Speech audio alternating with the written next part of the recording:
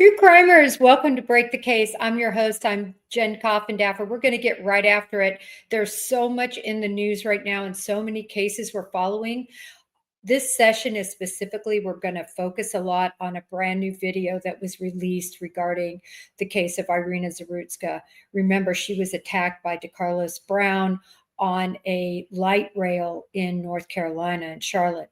And we're going to go over this video because I know it's probably got a lot of people concerned in terms of DeCarlo Brown being able to get off on an insanity plea. And when you see this video, you're going to see why there's concern. But I want to quickly recap the cases and what is going on this week. It's insane, really just within the last couple of days. I want to first talk about and bring up to the stage here Laken Snelling. Now, Laken Snelling, for those of you, you may recall, she's was a cheerleader at Kentucky, a beautiful, beautiful girl. As you can see here, she was dating somebody in a relationship. You can see here, it appears she is with child. I don't have a photo up here of her during how she normally looks without being pregnant, but just suffice it to say, she is in amazing shape and absolutely no belly whatsoever. Her child, baby, infant, I'll say that very specifically, was found in a closet where she was living, and the infant was deceased. She's been charged with a multitude of crimes, not murder though, crimes involving that child, abuse of a corpse, obstruction, things along those lines. And right now, this case has gone to grand jury. Why I think this is really interesting is at the preliminary hearing, Laken Snelling basically deferred not to have a public hearing in advance. They call it a preliminary hearing for a judge to decide if there was probable cause to move forward with the case. Now, this is really unusual, and let me tell you why. Most of the time, a defendant will want to have that mini trial. They will want to have a look at the evidence that's involved in a case for obvious reasons, right? They want to get a look at it. They want to see who's going to testify, what that autopsy might show, things along those lines. I believe the reason she waived it is because she does not want this in the public at all. She doesn't want the situation being revealed, all the details. Look, there's nothing that's going to come out that's in any sort of a positive light whenever you have a young girl like this and her baby is found dead in a closet. So I believe that's why she waived that. But I know a lot of people are wondering about that case. That's kind of where we're at there. We're just going to go through the list here. Want to talk about my former boss, and I say my former boss because he was the director of the FBI when I retired. One of my last positions was on his personal protective detail, which essentially I was part of the group that was responsible for protecting him wherever he went. Took trips with him abroad. Actually, we lived right around the corner from each other. Knew his wife. You know, as a person, I really, really like Director Comey. He's been charged, however, with lying to Congress as well as with obstruction of justice. And all I can say is I want to be very careful because, look, if he lied to Congress and they can prove it, and right now a grand jury has found that there is probable cause to believe he was not being truthful and that he obstructed, then, you know, that case needs to and will go to trial, and he wants it to go to trial. And he said that he's ready to fight it. He says he's completely innocent. And it's really a he said regarding McCabe, who was under him at the time, releasing information to the Wall Street Journal, and whether McCabe did that without the knowledge or permission of Director Comey. Director Comey said he didn't know he did it. McCabe said, of course he knew he did it. It's going to be interesting. It's just, it makes me sad to think of the state of affairs that the FBI is in right now. And I also found out just yesterday that they are not going to have the requirement of having a college degree for special agents, FBI agents. And that was the one thing that always set us apart. All the other agencies, ATF, DEA, many other agencies for years did not have a college degree requirement. And they did later get it, although, I don't know if they even have it now, because the FBI has waived that if you're transitioning over from a local department or federal department, apparently. I just saw Kash Patel say that before the Congress. They're holding this committee hearing on Kash Patel. And, for Kash Patel's actions, they're looking at them. And it's really hard for me to express how disappointing this is because that, for instance, as an example, you came in at what they call a GS-10, a level 10, whereas all the other agencies, you started as a GS-7, 3 steps below that. And part of that was due to the fact of the requirements that most special agents with the FBI had. Most people did not only have a degree, they graduated cum laude, magna cum laude, or sigma cum laude. So they graduated at the very highest part of their class. I was magna cum laude as an example. Most individual agents also had a secondary degree, a master's degree, or some other graduate type work. Many had multiple areas of expertise. My background was not only in criminology, but also in Spanish and in chemistry, and I was pre-med. The standard of education was always so high in the FBI. And you also had to have 3 years of full-time work experience. And why is this important? It's only important because I believe that in the United States, we expect the FBI to be at the forefront of investigations and at the forefront of the personnel that are in the FBI. And it's hard to explain what a bad day this is. When you have directors being indicted, for wrongdoing, this past era, really, it started ever since Comey became the lead in the FBI. You had the people after him. I'm just saying, started about back then, right when I was getting out of the FBI, and has continued on with issues with the directors. And it's hard because I don't think the agency is at all what it used to be. And I know Kash Patel is trying to bring it back, but, well, let me not get down a rabbit hole. I do want to get back to the main focus, and that's going to be Iryna today. I want to talk a little bit about an ongoing case concerning Celeste and concerning David Burke. D4VD is how it looks. So weird. But anyway, Celeste, the remains of Celeste Rivas were found in Burke's frunk of his Tesla. Many of you have seen this in the news. He definitely, I didn't even realize how many dates he had in terms of in the United States and abroad. I mean, he had a lot of concerts. They've all been, canceled now. And he's, of course, I believe, under suspicion by law enforcement for being involved in her murder. Why do I say that? They've served a search warrant at his house. And we've gone over in a lot of detail the situation that shows their involvement. This is big in the news because I think everybody is waiting for something to happen. Nothing's happened in terms of charges yet, and it's just going to take a while. When I was thinking about, first of all, the egregious decay of her body, she was kept in this trunk in a bag, It could be as much as 3 weeks before she was found, but I think what I've tracked is 5 days, 3, 8.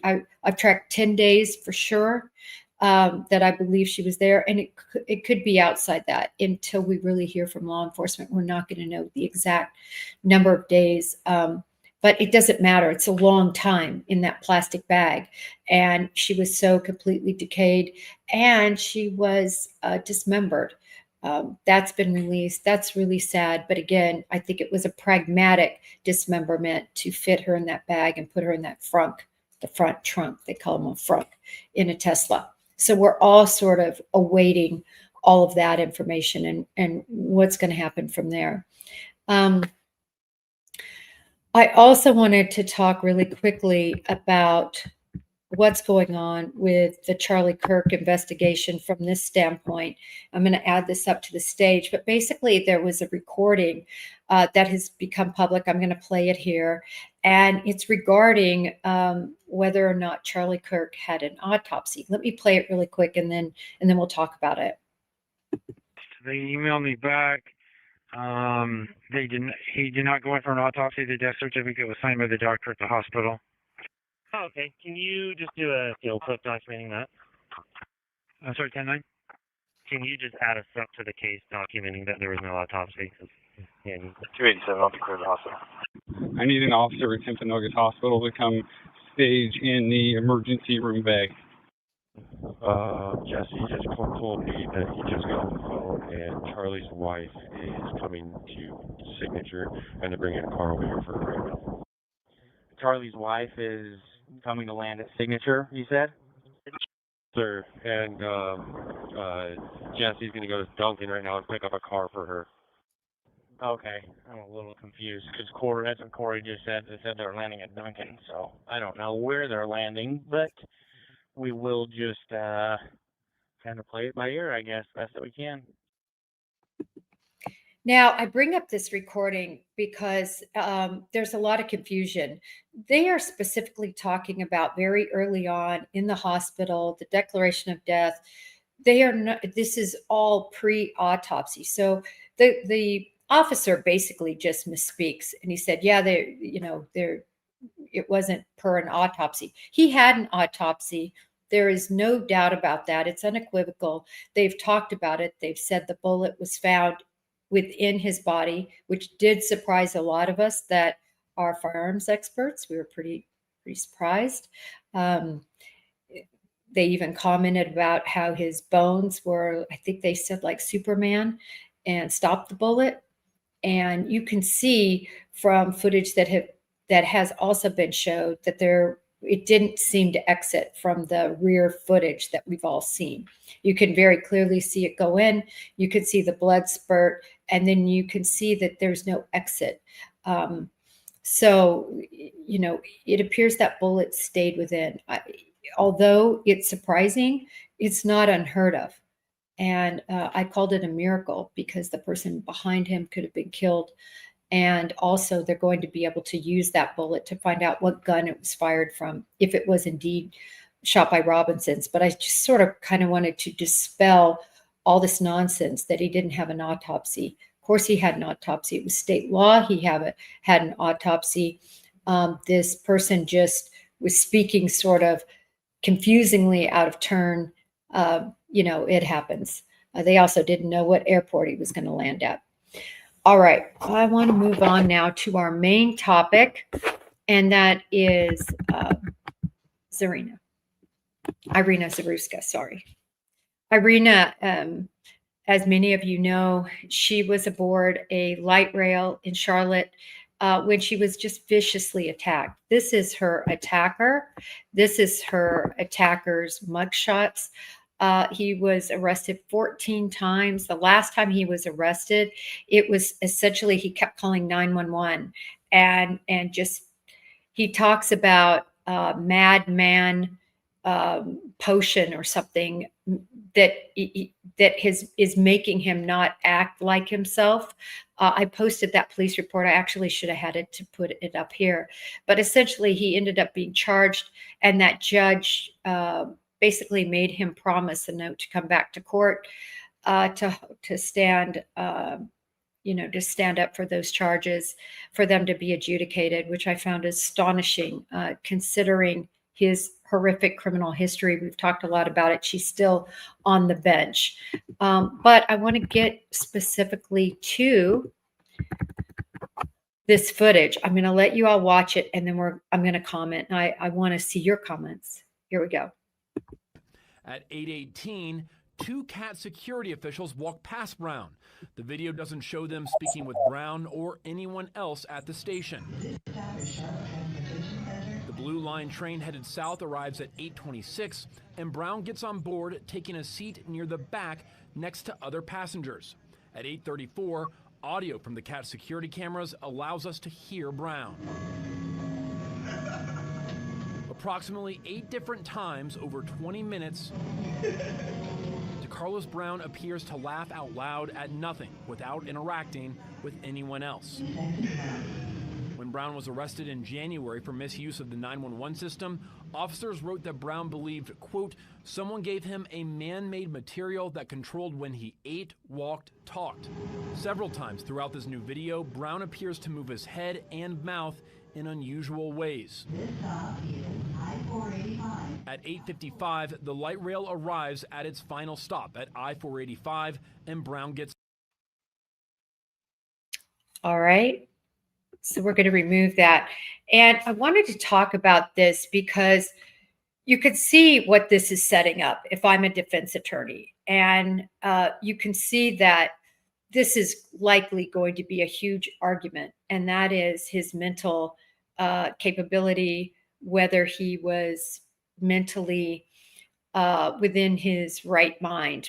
And I always point out, listen, anybody, as an example, who can viciously murder 4 college students, anyone who can take a baby and throw it in a trash bag in a closet, anyone who can take a body of someone they know and slice it into pieces and throw it in a frunk.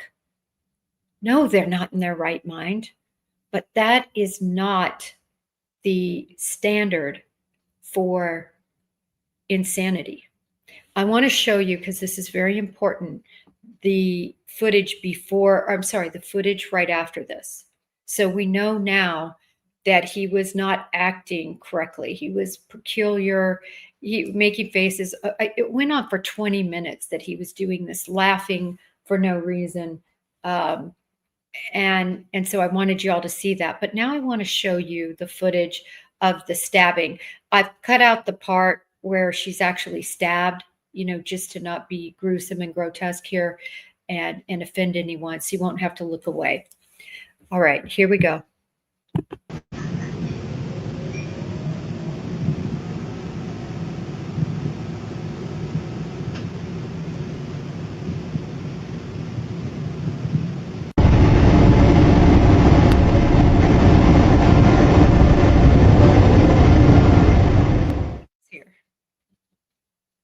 Okay, the stabbing occurs.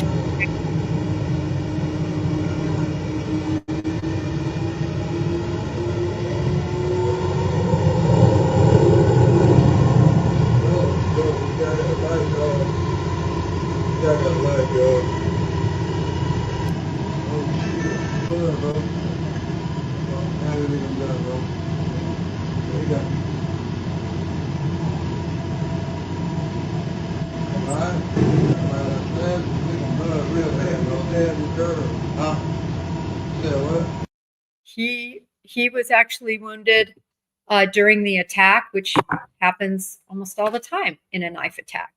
The individuals are wounded either because their hand slips down onto the knife and they're wounded that way, or in the struggle, they become wounded. It's very, very typical and usual with a K-bar knife. That's why people want that bar there, so that when they attack, it does not slip down into their hand. Their hand doesn't glide down. So in this situation, if you look, he removes his shirt, and then he also gets rid of the knife. So to me, this is indicative, and I think this is what the prosecutors are going to argue, that he well understood right from wrong. So that, in my opinion, was his fatal error, I think, with not having a legitimate insanity type defense. It's clear he's not thinking straight. As I said, most murderers aren't. But does he know right from wrong? Removing that shirt so it's not identifiable, had blood on it, not wanting to call attention to that, ditching the knife. All of that shows me that he well knew what he did was wrong, and he was trying to get rid of the evidence and any indicia of the crime and any signs that he was involved in this horrific act. I am going to have on, though, next week, hopefully Mr. Dubé, because he cracks me up and I think he's so funny and he's so smart and so good. But if for some reason he isn't available, I'm definitely going to have on attorney to speak to this because I want you to hear it from a legal standpoint. I love having attorneys on here because they provide so much more information from a different angle than law enforcement. We in law enforcement have to understand the law completely, or else how can we do arrests? How do we know what evidence it takes to prove a particular crime? So it's critical that as agents and officers, you understand the law, but law enforcement or legal beagles, they understand how to get convictions. They understand more intricate details of the law, and certainly the insanity defense in North Carolina. I'm going to try to get an attorney. If I don't, I will get an attorney, but I don't know whether I'll get one from North Carolina. Schiff is from South Carolina. No, he's from Georgia, sorry. But I'll get an attorney to speak on this because I think everybody wants to know, and there's a lot of concern that I think is extremely legitimate. I'm going to just check out chat really quick. I know this is pretty quick. Yeah, Andrea, what a great point. And we've made this horrible point. She literally fled, Iryna fled the Ukraine to be safe, to not to be in a war-torn country. And by all accounts, she absolutely loved it here. I mean, most people love it here. She was working hard at likely a minimum wage job, even though she was so beautiful. She could have got a modeling job. Let me put her back up on the screen and get me off here. She was just stunning. I love this photo because it's not a glamour shot. I love her glamour shot too. It's beautiful, beautiful. But you can see the naturalness of her beauty right there. It's such a sad case. And I also wanted to show another video, but I thought better of it. But to see some people in the African-American community that are coming out and saying, we who are oppressed need to rise up, and this was his time. And they actually compared this act to going to the bathroom, saying, you got to find the right time to strike. And it's like going to the bathroom. You don't want to strike when there's not a bathroom around. But this was basically the perfect time. And I had that video. I was going to show it, but, I'm not trying to stir the pot here. What I am trying to say is it's egregious that her death could be looked at as anything other than absolute American tragedy. A tragedy conveying what is wrong with our judicial system, what is wrong with individuals with rap sheets like this. This isn't a rap sheet, but they're photographs, and with each entry in the rap sheet would have been one of these photos, that a career criminal is not locked up for an extended period of time, and that if they have mental issues, which it's clear this individual had mental issues, which I would argue, as I said before, all people who murder have mental issues.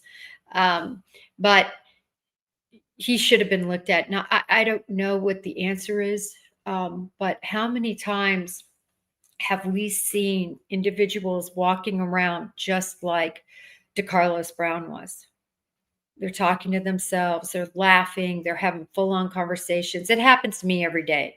But then again, I'm in the city every day. I want to share with you what happened. I did go get my hair blown out. That's why it looks straighter than normal. It's not quite as curly. My little 20-year-old gal is unbelievable at blowing out hair. Anyway, I was on the way going in, and there was a guy who I think was likely homeless and a woman who was likely homeless. I'm not going to want to say that they are or not, because I was only with them and around them for minutes. And they did not look, too disheveled or too dirty. She had a white bag that had towels in it. And he had on, shorts and a shirt. They weren't overly dirty or anything like that, but it's very possible they were homeless. In any event, he was cussing at her, calling every name in the book, every cuss word in the book, going at her. And then even turned to me and asked me, she needs to die today. She needs to die, doesn't she? And then he went and there was a pillar, like the ones you see behind me. And except for they were cement, and he got her up against the pillar, just, inches from her face, just threatening her. And of course, I did what all of us would do. I said, "What are you doing? Stop it. You cannot treat her like that. Stop right now." And he then came toward me. And then, of course, as in all domestic situations, she came toward him saying, "Don't hit her. Don't hurt her." And I said, "Get away from me." And I was right on the doorway of the shop. And so I called, or I didn't call. I had one of the girls call. And then another, one of the hairstylists came out, took some photos, which was good. And then I spoke to the police and just called it in. I don't know what happened. They kind of, I don't want to say the word fled, but they went away from that scene. But all I'm saying is, we see, now that was different because that was actually a threatening situation that had to be called in. But how often do we see just people talking to themselves, acting very strangely, even violently amongst themselves? Like, I mean, I've seen people just, and obviously in the FBI, we had people come in all the time that just acted insane and crazy. I've had people try to pull their fillings out in front of me, telling me that the FBI were surveilling them on their teeth. I've seen it all. But we see it all day to day. You do, I do, we do. Something's got to be done with these individuals that are not in jail, not in prison. We don't know their backgrounds, and they're acting like at any moment they're unhinged and could do any sort of crime. And that was the situation you had here. I didn't know that until I saw this video. So again, it went on approximately 20 minutes of him acting not correctly, not like a normal human would act. So anyway, we are going to see how much that footage plays in, and how successful they are at waging their stance, because I'm sure they're going to, that he is not guilty by reason of insanity. But I'm very hopeful that the footage of him taking off that shirt and ditching that knife will preclude any successful such allegation that he was truly insane by the legal definition. I want to thank everybody. I know this was last minute. I thought to myself, oh my gosh, I have got to talk about all of this going on because there's so much going on. And Iryna is really at the top of my list of cases that I'm tracking. And I know it means a lot to most of you in the audience too. Everyone, thanks again for joining. I appreciate each one of you so much. I always go back and look through the comments and look through all of your comments if you end up watching it live, whoever might watch it live. Until next time, it's Friday Night Lights. So for me, I've got a little one that plays football. I will be out there. I'm actually going to be announcing tonight. They called and asked if I could announce. So I'm excited. I always look forward to announcing these football games. So hopefully, do justice there. And until next time, everyone, may justice be served.